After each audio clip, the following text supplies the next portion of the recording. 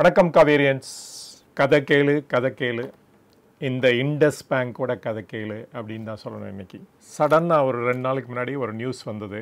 Indies bank வந்து ஒரு 1500 crores-லேருந்து 2000 crores worth derivatives loss book பண்ண போகிறதா சொல்லியிருந்தாங்க. இதனால் நேற்று மட்டும் பார்த்தீங்கன்னா nearly about 27-28% வந்து ஷேர் ப்ரைஸ் அப்படி குறைஞ்சிருச்சு. ஒரு 900 அந்த மாதிரி இருந்து இன்றைக்கி வந்து ஒரு 665 அந்த மாதிரி கோட் ஆகிட்டுருக்கு. எப்பொழுதும் நம்ம நிறைய கம்பெனிஸோட ஃபண்டமெண்டல்ஸை அனலைஸ் பண்ணியிருக்கோம், இன்க்ளூடிங் பேங்க்ஸ் அண்ட் ஃபைனான்ஸ். அந்த ஃபண்டமெண்டல் அனாலிசிஸ்லாம் எதுக்கு பண்ணோம் அப்படின்னு பார்த்தீங்கன்னா, அந்த ஷேர் வாங்கிறதுக்கு ஒரு ஆப்பர்ச்சுனிட்டி இருக்குது அப்படின்னு சொல்கிறதுக்காக பண்ணோம். ஆனால் இன்றைக்கி பண்ண போகிற ஃபண்டமெண்டல் அனாலிசிஸ் எதுக்கு அப்படின்னு பார்த்தீங்கன்னா, இந்த ஷேரை வாங்காதீங்கன்னு சொல்கிறதுக்காக அப்படின்ட்டு. இது என்னுடைய வியூ. நீங்கள் அது எப்படி எடுத்துக்க போகிறீங்கிறது அது உங்கள் கையில் தான் இருக்குது. இது வந்து ஒரு ஸ்டாக் ரெக்கமெண்டேஷன் கிடையாது. இது purely for education and information பர்பஸ்ன்னு எடுத்துக்கோங்க. ஸ்டில் நீங்கள் அது இன்ட்ரெஸ்டட் இருந்தால் ஒரு செபி அட்வைசர்கிட்ட கேட்டுட்டு அப்புறம் டெசிஷன் எடுக்கிறது சால சிறந்தது அப்படின்னு நினைக்கிறேன். ஏன் இந்த மாதிரி IndusInd Bank சடன் ப்ராப்ளம்? ஒரு ஸ்டேட் பேங்க் அஃபிஷியல் அவர் தன்னுடைய நேமை வந்து சொல்ல வேணாம் அப்படின்னு சொல்லிட்டு ஒரு பத்திரிகை கொடுத்த நியூஸ் என்ன அப்படின்னா, இந்த IndusInd Bank என்ன பண்ணியிருப்பாங்க அப்படின்னா, இவங்களுடைய ஃபாரின் கரன்சி டெபாசிட்டை கவர் பண்ணுறதுக்காக ஒரு சீப் ஷார்ட் டேர்ம் ஸ்வாப்ஸ் பண்ணியிருப்பாங்க instead of long term swaps அப்படின்னு சொல்லியிருக்காரு. அதாவது ஸ்வாப்ஸுங்கிறது என்ன அப்படின்னா, ஃபாரின் கரன்சியை வச்சுட்டு இது ஒரு இந்தியன் ருப்பிக்கு கன்வெர்ட் பண்ணுறது. அதாவது ஒரு பர்டிகுலர் டேட்டுக்கு இன் ஃப்யூச்சரில் மேபி 1 month-ஆக இருக்கலாம், 15 days-ஆக இருக்கலாம், இல்லாட்டா இயராக கூட இருக்கலாம். ஸோ அந்த இதில் தான் இவங்க வந்து ஒரு மிஸ்டேக் பண்ணதா, அதில் வந்து புக் பண்ண லாஸ் தான் 1500 to 2100 crores. ஆக்சுவல் குவாண்டம் வந்து மேபி இந்த Q4 ரிசல்ட்ஸ் அப்போ தெரியும். ஸோ எப்படி இருந்தாலும் இந்த கடைசியில் அந்த பேங்க் வந்து நிறைய பணத்தை லூஸ் பண்ண போகுது அப்படின்னு தான் சொல்லணும். நான் பேங்க் அனலைசிஸ் பண்ணும்போது நிறைய தடவை சொல்லியிருக்கேன், ரொம்ப கேர்ஃபுல்லாக இந்த மாதிரி பேங்க் ஸ்டாக்ஸை டீல் பண்ணணும் அப்படின்னு. நாட் ஒன்லி இந்த பேங்க், அது SBI இருந்தாலும் சரி, பஞ்சாப் நேஷ்னல் பேங்காக இருந்தாலும். எந்த புத்தில் எந்த பாம்பு இருக்கும் அப்படின்னு நம்மளால் சொல்ல முடியாது அப்படின்னு கூட சொல்லியிருக்கேன் நிறைய தடவை. ஏன் அப்படின்னா, பேங்க்குக்கு வந்து இந்த ட்ரஸ்ட் ஃபேக்டர் வந்து ரொம்ப இம்பார்ட்டன்ட். ஏன்னா அவங்களுடைய பிஸ்னஸ் எதை நம்பி இருக்குன்னா பாரோயிங். அவங்க டெபாசிட் வந்து பாரோ பண்ணி அவங்க வந்து லெண்ட் பண்ணுறாங்க, கடன் வாங்கி கடன் கொடுக்குறாங்க. அப்போ அதனால வந்து இங்கே எங்கே வேணால் ப்ராப்ளம் நடக்கலாம், தெரிஞ்சு நடக்கலாம், தெரியாமல் நடக்கலாம். ஸோ ரொம்ப கேர்ஃபுல்லாக டீல் பண்ணும். எப்போ வந்து அதில் ஒரு ப்ராப்ளம் தெரியுதோ அன்றைக்கே அந்த பேங்க்லேருந்து விலகி நிற்கிறது ரொம்ப நல்லது அப்படின்னு நினைக்கிறேன். ஏன்னா அந்த ட்ரஸ்ட்டில் வந்து ஒரு டெஃபிசிட் இருக்குது. தெர் இஸ், அதை நம்ப தகுந்த மாதிரி இல்லை இப்போ அவங்களுடைய செயல் அப்படின்னு தான் சொல்லணும். இன்ஃபேக்ட் சில மீடியாலெலாம் என்ன சொல்லியிருக்காங்க அப்படின்னா, இது வந்து ரொம்ப நாளாக போயிட்டுருக்கு அப்படின்னு தான் சொல்லியிருக்காங்க. பட் ஹவ் ஃபார் ட்ரூ அப்படின்னு நமக்கு தெரியல. என்னையை பொறுத்த வரைக்கும் ஈவன் அது சீப்பாக இருக்குங்கிறதுக்காக இந்த பேங்க்கை வாங்கிறது நல்லதில்லை அப்படின்னு நான் நினைக்கிறேன். ஏன் அப்படின்னா, இப்போ தான் இந்த பேங்க் ப்ரமோட்டர் வந்து ஒரு ஆடிட்டுக்கு ஆர்டர் பண்ணியிருக்காங்க. இந்த ஃபொரென்சிக் ஆடிட் வந்து அதோட அவங்க ரிப்போர்ட் சப்மிட் பண்ணோன்னு தான் இது ஆக்சுவலாக வந்து எப்படி நடந்தது அப்படின்னு நமக்கு தெரியும். ஆனால் இன்றைக்கி வரைக்கும் அந்த ஃபேஸ் ஆஃப் இட் பார்த்தோம்னா, அது மேலோட்டமாக நம்ம பார்த்தோம்னா என்ன தெரியுது அப்படின்னா, இது ஒரு மிஸ் ஜட்ஜ்மெண்ட் அப்படின்னு தான் சொல்லணும். அண்ட் ஒரு கவர்னன்ஸ் லேப்ஸுன்னு கூட சொல்லலாம். இதை கரெக்டாக டைமில் வந்து இதை கரெக்டான அத்தாரிட்டிக்கு ரிப்போர்ட் பண்ணலை அப்படின்னு கூட சொல்லலாம். இதே சமயத்தில் RBI என்ன பண்ணியிருக்காங்கன்னா, இவங்களுடைய CEO அவருடைய டேர்மை வந்து 1 year-க்கு தான் எக்ஸ்டெண்ட் பண்ணியிருக்காங்க. தோ வந்து போர்டு வந்து 3 years ரெக்கமெண்ட் பண்ணியும் RBI தான் ஃபைனல் அத்தாரிட்டி. ஏன்னா அவங்க தான் ரெகுலேட்டரி அத்தாரிட்டி, அவங்க தான் இன்சார்ஜ் எல்லா பேங்க்ஸுக்கும். ஸோ 1 year தான் எக்ஸ்டென்ஷன் கொடுத்துருக்காங்க. அதனால் இந்த CEO அந்த 1 year-க்கு அப்புறம் வேறு ஒரு CEO இந்த பேங்க்குக்கு வர்றதுக்கும் சான்சஸ் இருக்குதுன்னு சொல்லலாம். ஜஸ்ட் Q3 ரிசல்ட்ஸுக்கு முன்னாடி இந்த பேங்க்கோட CFO கூட ரிசைன் பண்ணியிருக்கார். ஸோ நிறைய நெகட்டிவ்ஸ் வந்துக்கிட்டே இருக்குது. ஆனால் ஒன் திங் வெரி ஷுவர், அதில் வந்து ஃப்ராடு இருக்கிற மாதிரி தெரியல. ஒரு டெஃபினட்டாக ஒரு கவர்னன்ஸ் லேப்ஸ் இருக்குது. அண்டு ரிப்போர்ட்டிங் ஃபெயிலியர்னு கூட சொல்லலாம்.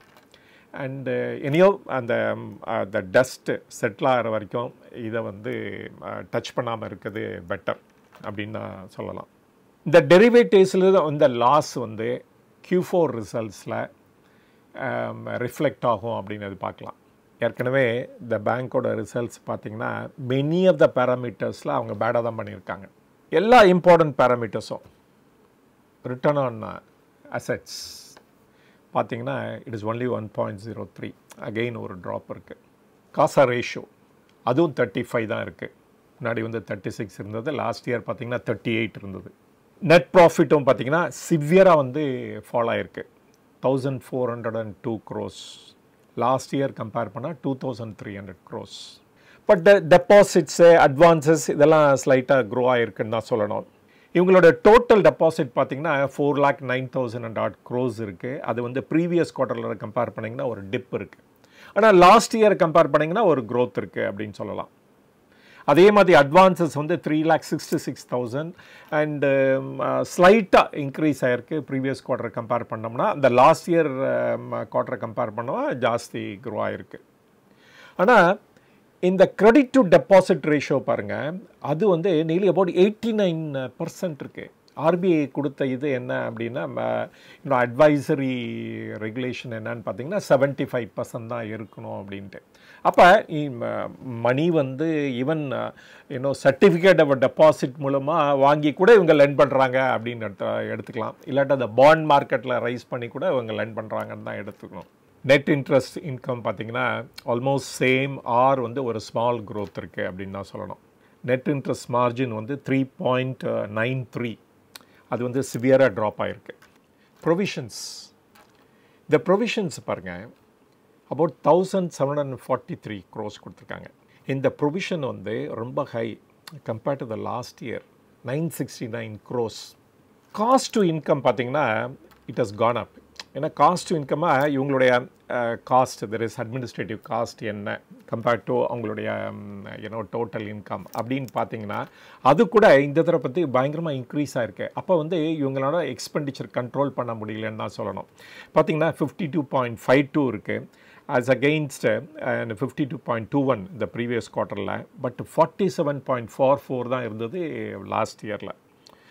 ஜிஎன்பிஏ இது வந்து ஒரு பேட் சைன் அப்படின்னு சொல்லலாம். இதோட ஜிஎன்பிஏ கூட பாருங்கள் 2.25%. இது இன்க்ரீஸ் ஆகிருக்கு ப்ரீவியஸ் குவார்ட்டரில் கம்பேர் பண்ணோம்னா.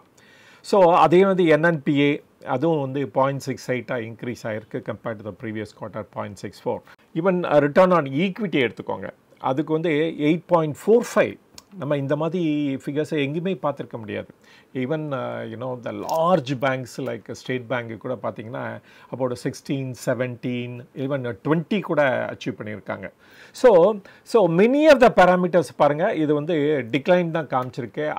அதனால் இது என்ன சொல்லலாம் அப்படின்னா இந்த ட்ரபுள் வந்து நாட் ஒன்லி ஃபார் டெரிவேட்டிவ்ஸ்லேருந்து தான் வருதுன்னு அர்த்தம் இல்லை. ஈவன் அவங்களுடைய பேங்க்கோட பர்ஃபார்மன்ஸில் கூட நிறைய மெட்ரிக்ஸில் அது டவுனாக தான் இருக்குது அப்படின்னு சொல்லணும். ஸோ த கன்க்ளூஷன் என்ன அப்படின்னா இந்த ஃபினான்ஷியல் மெட்ரிக்ஸில் அவுட் ஆஃப் 10 நியர்லி அபவுட் 8 பேராமீட்டர்ஸில் இது டிக்ளைன் தான் இருக்குது அப்படின்னு சொல்லணும்.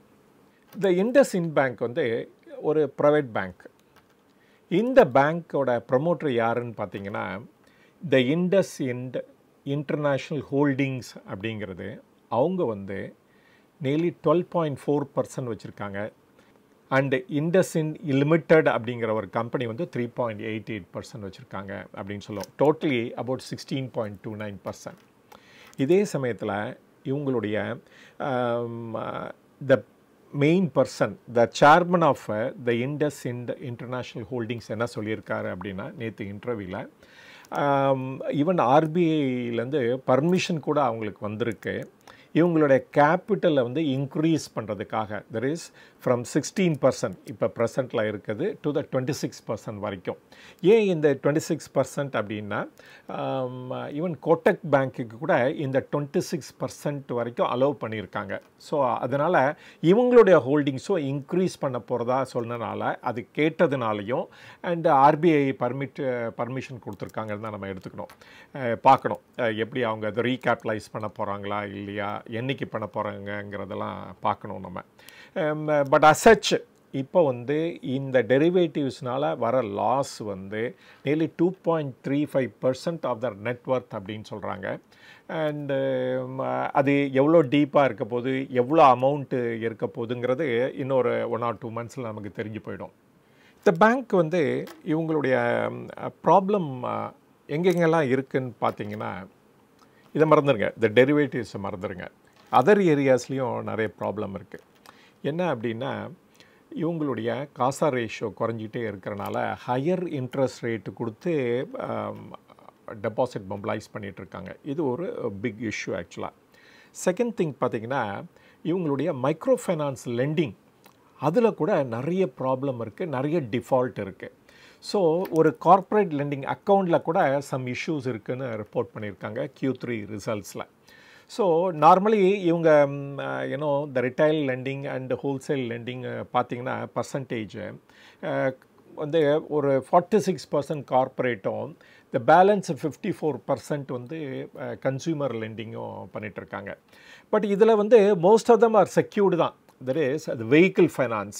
பட் வெஹிக்கிள் ஃபைனான்ஸே ரொம்ப டாமினேட்டிங்காக இருக்குது. எஸ்பெஷலி இவங்களுடைய அதர் குரூப் கம்பெனி இருக்குது பாருங்கள், அது அசோக் லைலாண்ட் லாரிஸ்க்கு ஃபைனான்ஸ் பண்ணுறது, அது வந்து ஒரு மேஜர் யூனோ ஷேராக வேறு இருக்குது இந்த கம்பெனி லெண்டிங் போர்ட்ஃபோலியோவில். பட் நம்மளுக்கு எல்லாத்துக்கும் தெரியும், இப்போ இந்த மைக்ரோ ஃபைனான்சிங் யூனோ இந்த செக்ஷனில் வந்து நிறைய இஷ்யூஸ் இருக்குது, நிறைய டிஃபால்ட் இருக்குது. ஈவன் அன்செக்யூர்டு லெண்டிங்கில் கூட நிறைய வந்து ஓவர் லீவரேஜ்னால் நிறைய டிஃபால்ட் இருக்குது அப்படின்னு பார்த்தோம். அண்டு நிறைய பேங்க்ஸும் இந்த ப்ராப்ளத்தை ஃபேஸ் பண்ணிகிட்ருக்காங்க கூட நம்ம பார்த்தோம். ஸோ இந்த ப்ராப்ளம் வந்து ரொம்ப ஜாஸ்தி இந்த பேங்க்கையும் இம்பேக்ட் பண்ணியிருக்குன்னு தான் நம்ம சொல்லணும் as per the Q3 results. And the Q3 ரிசல்ட்ஸில் கொடுத்த ப்ராஃபிட்டு வந்து Q4 பார்த்திங்கன்னா அது லாஸாக தான் இருக்கும் அப்படின்னு வேற கமெண்ட்ஸ் வேறு வந்துட்டுருக்கு. மேபி அது ட்ரூவாகவும் இருக்கலாம். ஸோ இந்த மாதிரி நிறைய நெகட்டிவ்ஸ் இருக்கிற பேங்க்கில் நம்ம ஏன் ஸ்டேக் எடுக்கணும் அப்படின்னு தான் ஒரு questions. So moreover general trend இந்த மார்க்கெட்டே பார்த்திங்கன்னா அப்படின்னா இந்த பேங்கிங் அண்ட் ஃபைனான்ஸு நிறைய ப்ராப்ளம் ஃபேஸ் பண்ணிகிட்ருக்காங்க. அண்டு இந்த ப்ராப்ளத்தை மீண்டு வர்றதுக்கு அனதர் 2 quarters அது ஆகும் அப்படின்னு தான் சொல்லிகிட்ருக்காங்க.